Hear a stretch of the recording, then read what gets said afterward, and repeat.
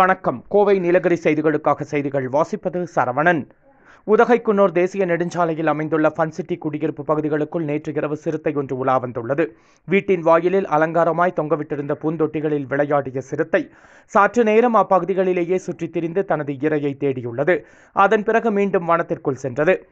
இதையடுத்து சிறுத்தை பகல் நேரங்களிலும் அப்பகுதியிலேயே உலா வருகிறது. இது குறித்து வனத்துறையினருக்கு தகவல் தெரிவித்து வனத்துறையினர் ஆய்வு செய்து சென்றுள்ளனர். இச்சம்பவம் அப்பகுதி குடியிருப்பு வாசிகளிடையே அச்சத்தையும் அதிர்ச்சியையும் ஏற்படுத்தியுள்ளது. அசம்பாவிதங்கள் ஏற்படும் முன்னர் சம்பந்தப்பட்ட துறையினர் முன்னெச்சரிக்கை நடவடிக்கைகளை மேற்கொண்டு சிறுத்தையை கூண்டு வைத்து பிடிக்க வேண்டும் என்று அப்பகுதி மக்கள் கோரிக்கை விடுத்துள்ளனர்.